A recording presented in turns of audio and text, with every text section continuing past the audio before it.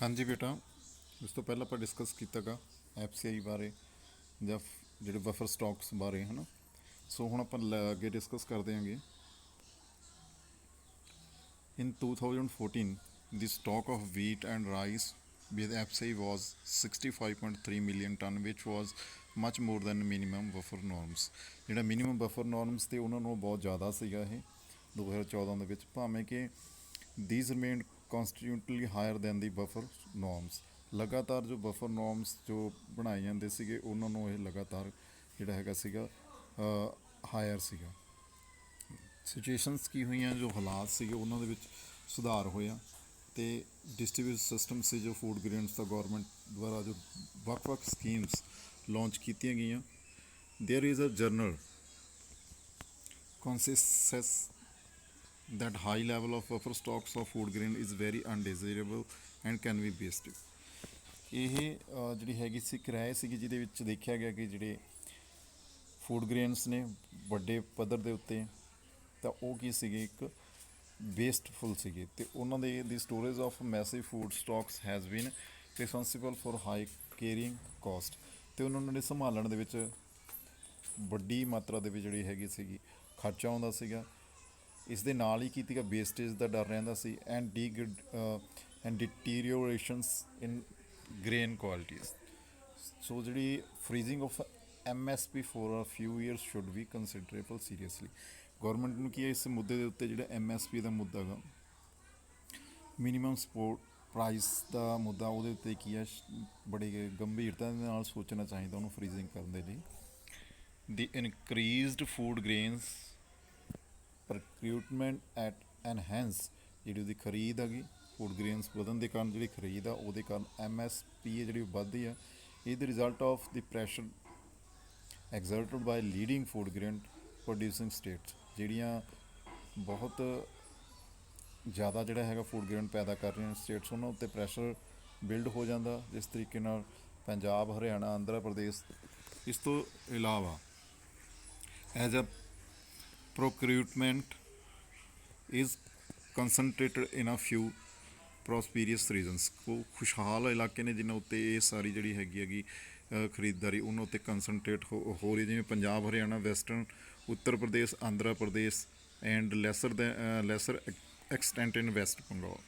Mainly two crops wheat and rice. ਜ਼ਿਆਦਾ focus ਆ ਜਿਹੜਾ MSP ਲਗਾਤਾਰ ਵਧਣ ਦੇ ਕਾਰਨ ਲੋਕ ਜੋ ਹੈਗੇ ਸਟੇਟਸ ਇਹਦੀ ਪ੍ਰੋਡਕਸ਼ਨ ਦੇ ਵਿੱਚ ਵਾਧਾ ਕਰ ਰਹੀਆਂ ਨੇ, ਚੌਲ ਅਤੇ ਕਣਕ। Increase in MSP has induced farmer. So ਕਿਸਾਨਾਂ ਨੂੰ ਜਿਹੜੀ MSP ਦੀ ਇਨਕਰੀਜ਼ ਆ ਉਹ ਆਪਣੇ ਵੱਲ ਖਿੱਚਦੀ ਹੈ। ਸੋ ਉਹਦੇ ਨਾਲ ਕੀ ਹੈ, so increase in MSP has induce farmer, ਆਪਣੇ ਵੱਲ ਨੂੰ ਜਿਹੜਾ ਹੈਗਾ ਲੁਭਾਉਂਦੇ ਨੇਗੇ ਫਾਰਮਰਸ ਨੂੰ। ਜੋ MSP ਹੈਗੀ ਵਧਣ ਦੇ ਕਾਰਨ ਕੀ ਹੁੰਦਾ, ਉਦੋਂ ਉਹਨਾਂ ਦਾ ਲਾਲਚ ਵੱਧਦਾ ਗਾ। Particularly in surplus states to divert land from production of coarse grains, ਜਿਹੜੇ ਮੋਟੇ ਦਾਣੇ ਵਾਲੀਆਂ ਫਸਲਾਂ ਨੇਗੀਆਂ ਤਾਂ ਉਹਨਾਂ ਨੂੰ ਜਿਹੜੀ ਉਹ ਤੋਂ ਦੂਰ ਜਾ ਰਹੀਆਂ ਨੇ। ਵਿੱਚ ਦੀ ਸਟੈਪਲ ਫੂਡ ਜਿਹੜਾ ਕਿ ਮੁੱਖ ਭੋਜਨ ਆ ਗਰੀਬਾਂ ਦਾ, ਦੀ production of rice and wheat. ਠੀਕ ਹੈ, ਕੀ ਆ ਉਹ ਕਣਕ ਅਤੇ ਚਾਵਲ। ਦੀ intensive utilization of wheat in the cultivation of rice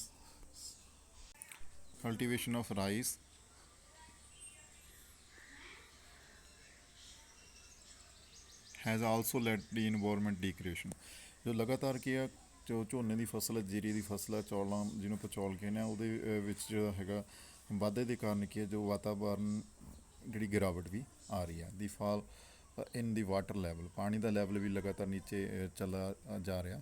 ਇਹ ਆਪਣੇ ਲਈ ਇੱਕ ਥ੍ਰੈਟਨ ਗਾ ਡਰ ਹੈਗਾ ਗਾ the sustainability of the agriculture development in the status.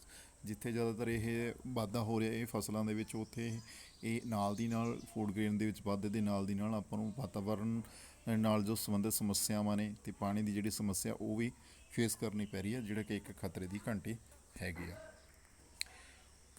The rising minimum ਜਿਹੜਾ ਹੈਗਾ support price have ਰਾਈਜ਼ਡ the maintenance cost of ਜਿਹੜੀ ਪ੍ਰਕਿਊਰਿੰਗ ਫੂਡ ਗ੍ਰੇਨਸ ਬਾਈ ਦੀ ਗੌਰਮੈਂਟ।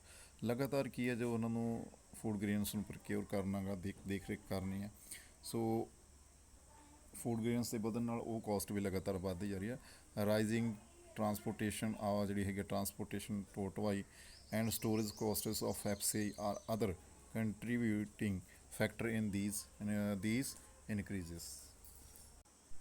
ਸੋ ਬੱਚੇ ਅੱਗੇ ਦੇਖਦੇ ਹਾਂ। ਐਜ਼ ਪਰ ਦੀ NSSO ਜੋ ਆਪਾਂ ਨੇ ਪਹਿਲਾਂ ਪੜ੍ਹੀ ਨੇ, ਜੋ ਗੌਰਮੈਂਟ ਨੇ ਡਿਫਰੈਂਟ ਟਾਈਮ ਦੇ ਉੱਤੇ ਕੀ ਹੈ ਸਕੀਮਸ ਚਲਾਈਆਂ ਨੇ। ਇਹ report number 558 in rural India, the per person per month has declined from 6.38 kilogram 2004-5 ਦੇ ਵਿੱਚ ਸੀਗੀ, ਅਤੇ ਉਸ ਤੋਂ ਬਾਅਦ 5.98 ਕਿਲੋਗ੍ਰਾਮ 11 ਤੇ 12 ਦੇ ਵਿੱਚ ਅਰਬਨ ਏਰੀਆ ਦੇ ਵਿੱਚ। ਸੋ ਰੂਰਲ ਏਰੀਆ ਦੇ ਵਿੱਚ ਗਿਣਤੀ 6.38 ਕਿਲੋਗ੍ਰਾਮ ਅਤੇ ਅਰਬਨ ਏਰੀਆ ਦੇ ਵਿੱਚ ਜਿਹੜੀ ਹੈਗੀ ਸੀ 5.98 ਕਿਲੋਗ੍ਰਾਮ। ਇਸ ਤਰੀਕੇ ਨਾਲ ਤੁਹਾਡੇ ਕੋਲ ਦਿੱਤਾ ਗਿਆ ਬੱਚੇ, ਸੋ ਇਹਨੂੰ ਤੁਸੀਂ ਦੇਖਣਾ ਗਾ ਟੇਬਲ ਨੂੰ। ਸੋ ਆਪਾਂ ਅੱਗੇ ਚੱਲਦੇ ਹਾਂ, ਆਪਾਂ ਸਟਾਰਟ ਕਰਦੇ ਹਾਂ ਇੱਥੋਂ PDS, ਠੀਕ ਹੈ। ਸੋ PDS ਆਪਾਂ ਬਹੁਤ ਵਾਰ ਬੱਚੇ ਪੜ੍ਹ ਲਏ, ਦੀ ਫੁੱਲ ਫਾਰਮ ਤੁਹਾਨੂੰ ਪਤਾ ਲੱਗ ਜਾਣੀ ਚਾਹੀਦੀ ਆ, ਠੀਕ ਹੈ। So dealers are sometime found restoring to practices like diverting the grains to open market to get better margin, ਠੀਕ ਹੈ ਜੀ। ਤਾਂ ਕੀ ਕਰਦੇ ਹੈਗੇ, selling poor qualities grains at ration shops. ਜ਼ਿਆਦਾਤਰ ਕੀ ਕਰਦੇ ਆ ਇਹਦੇ ਵਿੱਚ ਕੀ ਹੁੰਦਾ, ਜਿਹੜੀ ਘਟੀਆ ਕੁਆਲਿਟੀ ਦੇ ਜਿਹੜੇ ਹੈਗੇ ਫੂਡ ਨੇ ਉਹ ਕੀ ਹੈ ਰਾਸ਼ਨ ਸ਼ੋਪਸ ਦੇ ਉੱਤੇ ਵੇਚੇ ਜਾਂਦੇ ਹੈਗੇ। Irregularly opening of the shops etcetera, ਠੀਕ ਹੈ। It is common to find that ration shops regularly have unsold stocks of poor quality grains left. This has proved to be a big problem। ਇਹ ਵੀ ਬਹੁਤ ਵੱਡੇ ਆਪਣੇ ਲਈ ਕੀ problem create ਕਰ ਰਿਹਾ ਹੈਗਾ। With ration shops are unable to sell, ਜੋ ਉਹਨੂੰ ਵੇਚ ਨਹੀਂ ਪਾ ਰਹੀਆਂ। Massive stock of food grains piles up with the FCI. ਇਸ ਤਰੀਕੇ ਨਾਲ ਬਹੁਤ ਸਾਰਾ ਜਿਹੜਾ ਉੱਥੇ ਕੀ ਆ ਫੂਡ ਗ੍ਰੇਨ ਜਿਹੜਾ ਹੈਗਾ ਇਹ, ਸੋ ਉੱਥੇ ਬੜੀ ਢੇਰ ਲੱਗੇ ਪਏ ਨੇ, ਠੀਕ ਹੈ। ਫਾਈਲਸ ਅਪ ਮੀਨਸ ਢੇਰ ਲੱਗ ਜਾਣਾ। ਇਨ ਰੀਸੈਂਟ ਈਅਰ, ਜੋ ਹੁਣ ਦੇ ਸਾਲ ਦੇ ਦੌਰਾਨ, ਹੁਣ ਦੇ ਸਾਲਾਂ ਦੇ ਦੌਰਾਨ, there is another factor that has led to the decline of PDS, ਜਿਹਦੇ ਕਾਰਨ PDS ਦੇ ਵਿੱਚ ਕਮੀ ਆਈ ਹੈ। ਇੱਕ ਹੋਰ ਵੀ factor, earlier year families poor and non-poor had a ration card with a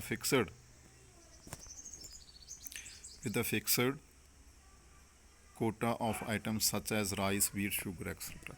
ਇੱਕ ਫਿਕਸ ਕੋਟਾ ਦਾ ਜਿਹੜਾ ਰਾਸ਼ਨ ਕਾਰਡ ਦੇ ਉੱਤੇ ਆਪਾਂ ਪਹਿਲਾਂ ਵੀ ਪੜ੍ਹਿਆ ਵੀ 3 ਕਿਲੋ ਚਾਵਲ ਮਿਲਣੇ ਆ ਜਾਂ 5 ਕਿਲੋ ਚਾਵਲ ਮਿਲਣੇ ਆ, ਹੈ ਨਾ। ਤਾਂ ਇਸ ਪ੍ਰਕਾਰ ਨਾਲ ਕੀ ਆ ਇਸ ਕਰਕੇ ਵੀ ਜਿਹੜੇ PDS ਸਿਸਟਮ ਦੇ ਵਿੱਚ ਡਿਕਲਾਈਨ ਆਇਆ ਹੈਗਾ। these were sold at the same low price to every family। The 3 types of card and the range of prices that you see today did not exist, ਠੀਕ ਹੈ ਜੀ। 3 ਪ੍ਰਕਾਰ ਦੇ ਜੋ ਕਾਰਡਸ ਨੇਗੇ, ਜੋ ਲੋਕ ਵੀ ਮਤਲਬ ਗਰੀਬ ਜਿਹੜੇ ਲੋਕਾਂ ਦੇ ਲਈ ਆਪਾਂ ਦੇਖਿਆ, ਗਰੀਬ ਜਨਤਾ ਦੇ ਲਈ ਬਣੇ ਹੋਏ ਨੇਗੇ, ਉਹ ਆਪਾਂ ਸਾਰੇ ਜਾਣਦੇ ਹਾਂ, ਹੈ ਨਾ। ਸੋ ਅੱਗੇ ਚੱਲਦੇ ਬੱਚੇ। ਨਾਓ with TPDS of the 3 different prices, any family above the poverty line get very little discount at the ration card। ਜੋ poverty line ਤੋਂ ਉੱਤੇ ਆ ਉਹਨੂੰ ਬੜਾ ਘੱਟ ਡਿਸਕਾਊਂਟ ਦਿੱਤਾ ਜਾਂਦਾ। Price of APL family is almost as high, ਉਹਨਾਂ ਲਈ ਕੀ ਹਾਈ ਪ੍ਰਾਈਜ਼ ਰੱਖਿਆ ਜਾਂਦਾ ਐਜ਼ ਓਪਨ ਮਾਰਕੀਟ ਪ੍ਰਾਈਸ। ਇਸ ਤਰੀਕੇ ਨਾਲ ਆਮ ਪ੍ਰਾਈਜ਼ ਹੁੰਦੇ ਹੈਗੇ ਮਾਰਕੀਟ ਦੇ ਵਿੱਚ। So there is a little incentive for them to buy these items from the ration shop। ਇਸ ਪ੍ਰਕਾਰ ਨਾਲ ਜਿਹੜਾ ਹੈਗਾ ਰਾਸ਼ਨ ਸ਼ੋਪਸ ਦੇ ਉੱਤੇ ਜਿਹੜਾ ਹੈਗਾ ਆਪਾਂ ਰਾਸ਼ਨ ਜੋ ਗਰੀਬ ਜਨਤਾ ਹੈਗੀ ਉਹ ਖਰੀਦੀ ਹੈ। ਅਲੱਗ-ਅਲੱਗ ਪ੍ਰਕਾਰ 3 ਪ੍ਰਕਾਰ ਦੇ ਕਾਰਡ ਨੇ ਬੱਚੇ। ਸੋ ਇਹ ਤੁਹਾਡਾ ਲੈਸਨ ਸੀਗਾ, ਤਕਰੀਬਨ ਕੰਪਲੀਟ ਹੋ ਚੁੱਕਿਆ। ਆਪਣਾ ਇੱਕ ਚੀਜ਼ ਰਹਿੰਦੀ ਹੈ, ਇਹਦੇ ਬਾਰੇ ਆਪਾਂ ਪਹਿਲਾਂ ਹੀ ਪੜ੍ਹ ਚੁੱਕੇ ਹਾਂ। ਰੋਲ ਆਫ ਜਿਹੜਾ ਹੈਗਾ ਗਾ, role of cooperatives in food security, ਹੈ ਨਾ। ਕੋਆਪਰੇਟਿਵ ਜਿਹੜੇ ਸੁਸਾਇਟੀ ਘਰਾਣੇ ਨੇ ਉਹਨਾਂ ਦਾ ਫੂਡ ਸਿਕਿਉਰਿਟੀ ਦੇ ਵਿੱਚ ਕੀ ਰੋਲ ਆ, ਥੋੜ੍ਹਾ ਜਿਹਾ ਦੇਖ ਲੈਂਦੇ ਹਾਂ। ਦੀ ਕੋਆਪਰੇਟਿਵਸ R also paying an important role in food security in India, especially in the southern and western part of the country ਦੇ ਵਿੱਚ। The cooperative societies set up shops to sell low priced goods to poor people, ਠੀਕ ਹੈ। ਉਹਨਾਂ ਨੇ ਕੀ shops ਖੋਲ੍ਹੀਆਂ ਹੋਈਆਂ ਜਿਹੜੇ ਕੀ ਘੱਟ ਰੇਟ ਦੇ ਉੱਤੇ ਲੋਕਾਂ ਨੂੰ ਕੀ ਆ ਜਿਹੜੇ ਸਮਾਨ ਉਹ ਦਿੰਦੀਆਂ ਹੈਗੀਆਂ। For example out of all fair prices shops running in Tamil Nadu, ठीक है जी, around 94% rate being run by the cooperatives. In Delhi, Mother Dairy is making strides in provision of milk and vegetable to the consumer at controlled rate decided by government of Delhi. Amul is another success story of cooperative in milk ਦੇ ਵਿੱਚ ਹੋ ਗਿਆ ਅਮੁਲ ਆਪਾਂ ਦੇਖਦੇ ਹਾਂ and milk products from Gujarat ਦੇ ਵਿੱਚ it has brought about the white revolution, so जो चिट्टी क्रांति कह सकते हैं दुध की क्रांति in the country. These are a few examples of many more cooperative running in different parts of the country, ensuring food security in different sections of the society.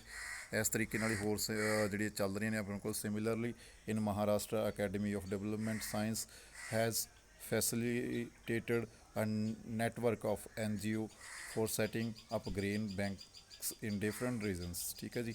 ਉਹਨਾਂ ਨੇ ਕੀ ਆ ਜਿਹੜਾ ਸੈਟਅਪ ਕੀਤਾ ਹੋਇਆ ADS organize training and capacities building program on the food ਚਲਾ ਰਹੀਆਂ ਨੇ trainings ਜੇ ਕੈਪੈਸਿਟੀ ਬਿਲਡਿੰਗ ਪ੍ਰੋਗਰਾਮਸ ਜਿਹੜੇ ਫੂਡ ਸਿਕਿਉਰਿਟੀ ਦੇ ਉੱਤੇ NGO ਦੇ ਦੁਆਰਾ, ਠੀਕ ਹੈ. Grain banks are now slowly taking shapes in different part of the Maharashtra. ADSA Ford to set up grain banks ਕੋਸ਼ਿਸ਼ ਕਰ ਰਿਹਾ ਦੀ facilitate replication through other NGOs and influence the government policies on food security are thus paying rich dividends. The ADS Grain Bank program is acknowledged as a successful and innovative food security intervention. ਸੋ ਬੱਚੇ ਇਹ ਤੁਹਾਡਾ lesson ਸੀਗਾ. ਸੋ ਇਹਦੇ ਨਾਲ ਕੁਝ questions ਨੇ, ਇਹਦਾ screenshot ਲੈ ਕੇ ਤੁਸੀਂ ਕਰ ਸਕਦੇ ਹੋ, ਠੀਕ ਹੈ ਜੀ.